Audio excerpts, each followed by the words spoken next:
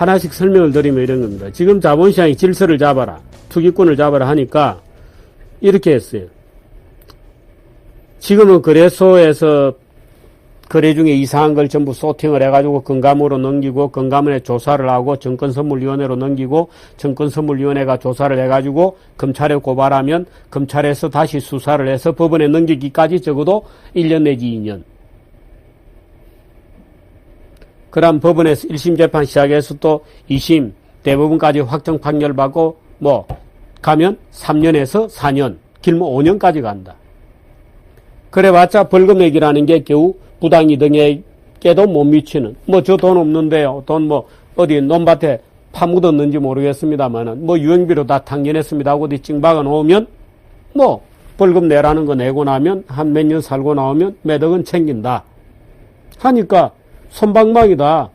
뭐 가서 열심히 형 잘 살고 있는 척하고 반성하는 척하면 또 가명도 적당히 되고, 밖에서 공범들이 또 변호사 사가지고 약간 뭐 또 운동해주고 하면 이제 뭐 행형이 좋다, 수영생활을 잘한다, 그럼 일찍 나올 수도 있고, 그럼 나와서 이제 동지들하고 옛날에 묻어놨던, 땅에서 묻어놨는지 모르겠습니다만 파스 한 잔 먹고 또 작전하고 이런 놈들도 있죠. 근데 그것은 구더기죠, 구더기. 된장 그 자체가 썩어 있는 게 아닙니다. 그건 구더기죠. 구더기 덜어내는 거는 간단해요. 구더기 덜어내는 거는 간단합니다. 근데 된장 그 자체가 지금 썩어 있는 겁니다. 지금 검찰에서 내는, 뭐 검찰이 거부하기도 하겠어요. 정권범죄 합동수사반을 검찰에 설치하겠다. 그래서 오는 6월 말까지 신속 처리 절차, 패스트 트랙을 만들겠다.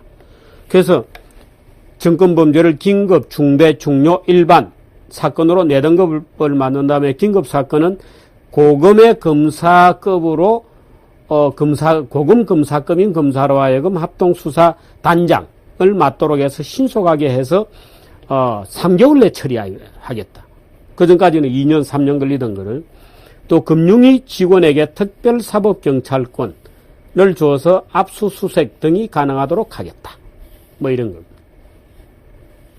그 다음 나온 게 이제 처벌과 포상금을, 처벌은 부당이득 환수액을 2배 이상을 물리고 몰수하고 징역에다가 벌금까지 매기겠다. 그래서 만일에 주가 조작을 해서 올린 이득이 2억 원이라면 최고 8억까지 부과를 해서 때리겠다. 신고, 주가 조작, 저놈들이 주가 조작을 하고 있어라고 신고하면 지금은 포상금이 최고 3,500만 원까지 주어졌지만 그 포상금도 20억 원으로 대폭 인상하겠다. 이렇게 되어 있습니다. 우스갯소리로 이런 말이 있습니다. 친구를 아주 미운 사람이 있다. 자기가 아주 미워하는 부자가 있다. 그럼 그 부자로 하여금 망하게 하는 몇 가지 방법이 있다. 그 부자를 망하게 하는 방법이 있다. 가장 빨리 망하게 하려면 선물을 가르쳐라.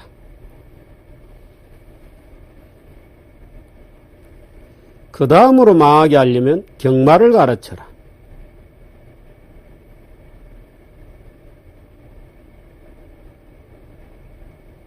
평생에 걸쳐서 고생을 지질이 하도록 만들려면 거의 자식으로 하여금 음악을, 예술을 하도록 가르쳐라. 뭐 부추겨라. 이런 농담이 있어요. 근데 우리나라 선물 옵션 시장이 전 세계에서 최고로 거래량이 많고 활발하고 일반 투자자들이 많은 시장입니다. 그 일반 투자자들이 뭘 알겠어요? 기관들에게 매번 틀리게 되어 있습니다. 그게 바글바글한 겁니다. 심지어 주식방이라는 것도 있어요. 주식방. 주식 잘못 세운 베이비부모들 퇴직하고 나면 어슬렁거리고, 그도 정권은 좀 배웠고, 야, 시장이 좋다는 말 듣고 처음에는 에이, 나 주식 안 해 하다가 시장이 막 과열되고, 막 뜨거워지고 하면 드디어 못 참아서 주식방에 가서 이제 골방에 틀어 앉아서 담배 벅벅 피가면서 나가서 얼른 짜장면 한 그릇 먹고 와가지고 또 거기 매달려서 이제 게임을 하죠. 거의 주식 폐인이 되다시피 하는 주식방까지 있습니다. 주식으로 돈이 털린 사람들이 마지막으로 이제 돈 모아서 하는 게 주식방 이런 것들.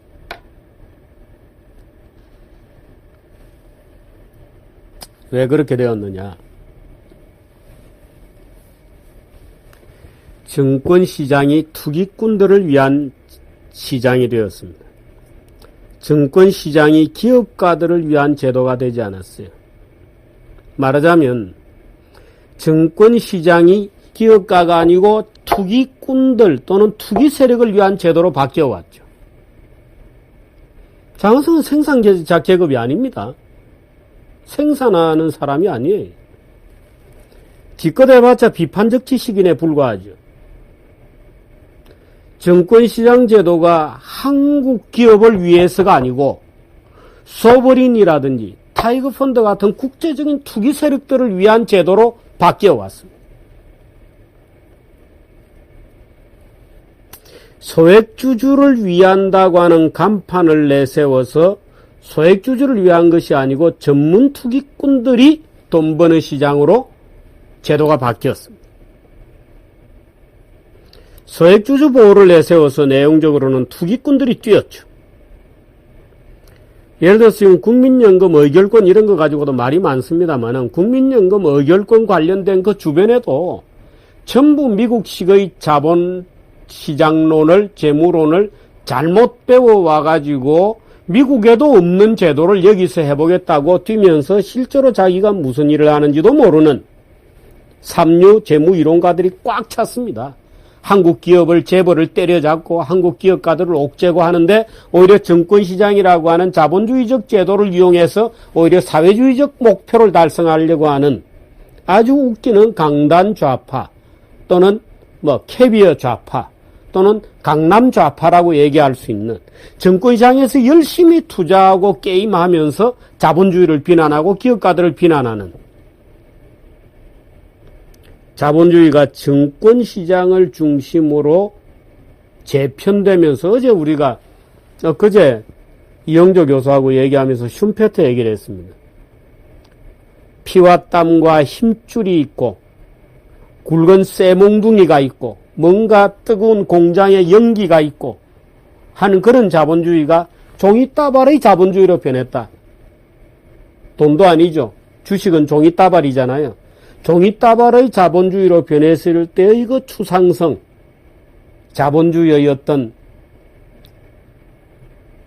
질병의 징후, 이런 시장으로 지금 우리 자본시장이 바뀌어간 겁니다. 그게 정확하게 한국 자본주의가 죽어가는 과정에 그런 조로화 현상이 나타난 거죠. 제가 이런 우스꽝스러운 얘기를 드리면 지금 몇 분 정도 됐죠? 제가 이런 말씀을 드리면 좀 특이한 얘기가 되겠습니다만은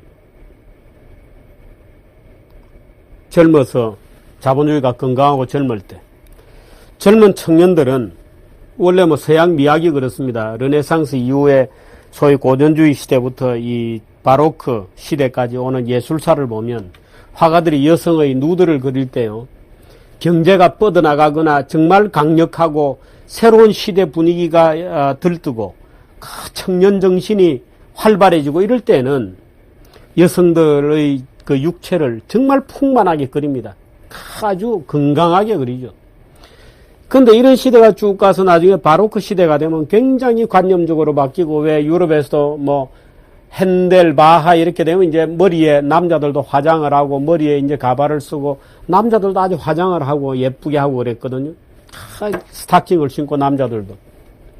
여자들은 액세서리를 하게 되고 그렇게 되면 화가들은 무엇을 그리느냐면 여자들이 정말 건강한 누드를 그리는 것이 아니고 아주 관능적인 말하자면 디테일로 들어가게 되죠. 여성의 가녀린 손을 아주 관능적으로 그린다든지 아주 목을 정말 눈 내린 듯이 뽀얗고 가늘다란 목을 그린다든지 이렇게 이제 화가들도 바뀌는 겁니다.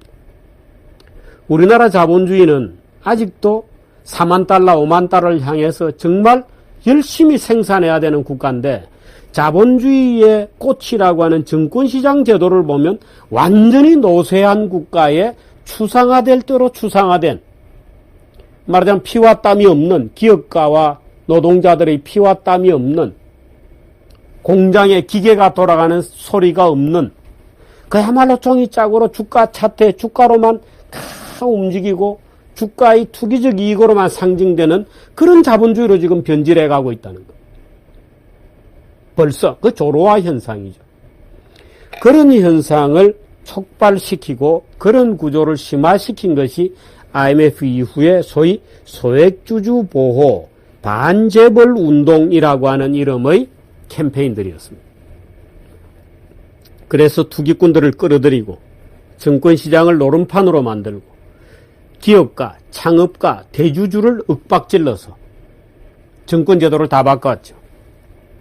그러나 대주주와 소액주주는 다릅니다. 소액주주는요, 가장 다른 건 뭐냐? 소액주주는 내일 아침부터 주식을 팔아버리면 그만이에요. 근데 대주주는 그렇지 않습니다. 대주주는 지금도 주식 팔면 세금 내거든요. 소액주주는 세금 안 내잖아요. 대주주는 디시전을 하는 사람이고 소액주주는 그 디시전에 찬성할 거냐, 반대할 거냐, 따라갈 거냐, 아니면 기밥하고 나는 이 회사를 떠날 거냐를 결정하는 사람입니다. 말하자면 대주주는 주도적으로 일을 하는 사람이고 대주주 또는 CEO, 우리나라의 온화 경영 시스템이잖아요. 특히 온화 경영 시스템이기 때문에 우리나라 자본주의가 이나마 버티고 있는 거죠. 그 온화 자본주의의 기업가들은 스스로가 오너십을 가지고 있기 때문에 그 기업의 운명과 자기의 운명이 일치화가 돼요. 그래서 기업을 말하자면 투자안을 선도하는 사람인데 CEO를 정해서 그에게 과업을 맡기고 투자를 하고 이번엔 반도체다, 이번엔 스마트폰이다 하고 결정을 하면 CEO들이 열심히 뛰죠. 그러면 정권 투자자들은 그걸 보고 있다가 오케이, 나도 따라갈 거냐, 위험하다, 아 이건 위험해 보여, 나는 포기할래 하고 결정하는 사람이 소액주주들이죠. 다릅니다.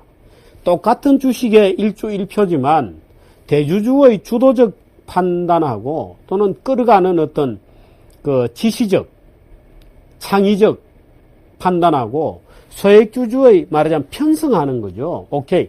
나는 주주를 선택하는 거죠.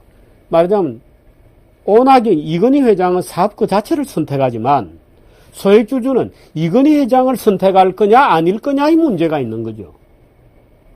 그 소액주주의 선택은 뭐냐면 예를 들어서 어떤 기업이 있다. 그러니까 그 대주주나 우리나라 뭐 창업기업가들이 되게 소유주주니까 이 CEO가 말하자면 기업의 주인이 선택할 거면 주인은 어떤 사업을 선택하는 반면에 소액주주는 그 사업을 영위하는 회사들을 놓고 선택하는 겁니다. 선택하는 대상 자체가 다른 거예요. 소액주주와 대주주는 같지 않습니다. 그런데 소액주주 운동이라는 걸 빌미로 대주주의 횡포를 때려잡는다는 빌미로 오히려 소액주주를 더 우대했죠. 예를 들어 소액주주는 집중투표도 할 수 있고 소액주주는 예를 들어서 대주주 의결권은 오히려 감사 선임 이런 것, 대주주는 오히려 의결권이 제한돼요. 걸핏하면 대주주는 의결권 제한입니다. 지금도 순환출자 넘어가면 의결권 제한, 뭐 별별 아이디어가 다 나오잖아요. 대주주와 소액주주는 다릅니다. 대주주는 사업을 선택하는 거고 소액주주는 그런 선택한 대주주를 선택하는 거죠. 대주주는 추총해서 사업안을 결심을 받지만 소액주주는 추총까지 갈 거냐 안 갈 거냐. 오늘이라도 주식을 팔아버리면 그만이죠. 다릅니다. 말하자면 쳐다보는 시선도 다르고요. 소액주주는 자기가 주식을 홀드하고 있는 기간에 그 기업의 성적이 좋으면 되지만 대주주는 그 타임스팬 자체가 다르죠. 호라이존 자체가 다릅니다. 말하자면 이해관계의 지평이 다른 거죠. 대주주는 도망갈 수도 없죠.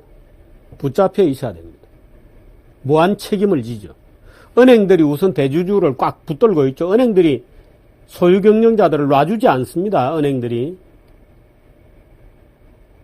지금 무슨 어떤 그룹이 어렵다고 해서 대주주가 주식 팔고 도망갈 수 있나요? 못 가잖아요. 채권단에서도 딱 붙들고 안 놔주죠. 그래서 무한 책임입니다. 그런데 소액주주들은 팔는 것만이에요. 물론 손실은 이냐 이익이냐는 자기가 어떤 대주주를 선택했느냐에 따라서 갈리죠. 그런데 그 대주주를 묻고 그 대주주의 활동을 규제해가지고서야 무슨 소액주주의 이익이 있겠어요. 그 대주주가 열심히 뛰도록 만들어야 되는데 오히려 그 대주주를 규제하고 투기꾼들이 와가지고 소브린이 와가지고 SK를 자기 마음대로 쥐고 흔들 수 있는데 무슨 기업이 제대로 되겠냐. 물론 논리로 따지면 우리가 대주주를 규제하려고 하는 것이 아니고 대주주의 사익 갈취 행위를 막고자 하는 것이고 뭐 이유야 있죠. 또 우리나라 대주주들이 욕 들어먹을 짓을 전혀 안 한 것도 아니에요. 뭐 제가 그걸 모르겠습니까? 그러나 정권 제도를 크게 보자. 정권 제도를 크게 보고 한국 자본주의 자체의 건전성이라든가 한국 자본주의에 지금 필요한 게 어떤 기업가 정신이 필요한가 라고 놓고 보면 정권시장의 게임의 규칙이 필요한 게 아니고 산업을 치고 나갈 수 있는 대주주의 창의성, 대주주의 에너지와 열정, 그것이 더 필요한 것이죠. 근데 그것을 정권시장의 논리로 다 규제하고 통제하고 절제하고 내쫓고 제한하고 이래왔던 것이거든요. 그러니까 그 틈을 타고 소브리이 들어오고 타이거 펀드가 들어오고 마음대로 해먹는 겁니다. 대학 교수들이 주식 몇 주 사가지고 주총에 가서 그 난리를 치고 마음대로 흔들었죠. 모르죠. 그런 대학 교수들 중에 미국에 가면 투기꾼들로부터 사우디 왕자 대접을 받았다는 사람도 있다 그러니까 누가 사우디 왕자 같은 대접을 그렇게 대단하게 받았는지는 모르겠습니다만은 그 내부자 거래 아닌가 모르겠어요. 내부자 거래. 그래서 코스닥 상장기업들도 마찬가지입니다. 지금 다시 창조 이렇게 얘기하는데요. 어떤 기업가든지 그 기업가가 또 창조 붐 나면 또 벤처 비즈니스 붐이 나고 또 이제 주식 부자가 탄생하고 할 텐데 주식으로 부자가 되는 게 아닙니다. 그 업 자체에서 돈을 벌어야 돼요. 그 주가는 그것이 나중에 표현되는 것이지 뭐 된다더라 뭐 몇 배수 곱하고 해서 부풀려 계산에 시가총액이 어마어마하게 많고 새로운 기술 같은 거 지금 어떻게 되었나요? 골드뱅크 지금 어떻게 되었나요? 산업을 중요시하는 거. 그 산업 속에서 불철주야 일하고 기름밥을 먹고 있는 오나와 그 오나와 단결된 근로자들과 그들이 흘리는 땀과 이런 거로 국부가 생기는 것이지 정권시장에서 주고받고 박치기 하는 이걸로 국부가 생기는 것은 아닙니다. 국부는 무엇으로 생기느냐? 주식시장에서 주고받는 그걸로 국부가 생기는 건 아니라 이게. 주식시장은 선물시장하고 달라서 제로섬은 아닙니다. 왜? 배당이 나오니까. 기업의 성장이 있으니까. 기업 가치의 성장이 있으니까. 그런 점에서 주식시장은 선물시장 이런 거하고는 전혀 다릅니다만은 원천적으로 국부는 주식시장에서 게임의 규칙으로 생기는 것은 아니다. 기업활동 그 자체에서 국부가 오는 거다. 그래서 박근혜 대통령이 어디에선가 우리나라 정권시장이 중산층이 들어갔다가 쪽박차고 나온대요. 투기꾼들 잡아야 돼요. 이런 말을 들었기 때문에 첫 국무회의에서 주가 조작 엄단하라고 지시를 내리고 그러자마자 지금 검찰과 조사요원들이 나서서 단시간 내에 잡아내고 법원에 가서도 왕창 벌금을 때리겠습니다 하고 보고하고 있는데 본질은 그게 아닙니다. 우리나라 정권시장의 구조 자체가 바뀌어져서 건실한 기업가와 정말 중산층들이 잘 어우러져서 시장에 투기적 급등락이라기보다는 기업의 성장을 뒷받침해주는 시장, 또 그 성장과 함께 정권시장도 과실이 충분히 고루고루 적셔지는 그런 시장이 되어야 하겠다. 그런 구조를 만들어내는데 오히려 노력이 경주되어야 한다. 그래서 금융위원장이나 금융감독원장이나 또는 청와대나 그런 차원에서 우리나라 정권시장의 질서를 어떻게 잡을 것인가를 생각을 해야지 눈앞에서 장난치는 짜고 사고 팔고 작전하는 이런 애들 쓰레기들 몇 명 잡아넣는다고 구더기 몇 명 잡아넣는다고 해서 문제가 고쳐지는 건 아니다. 된장이 썩은 거다 하는 사실을 좀 기억해 주시기를 부탁드립니다.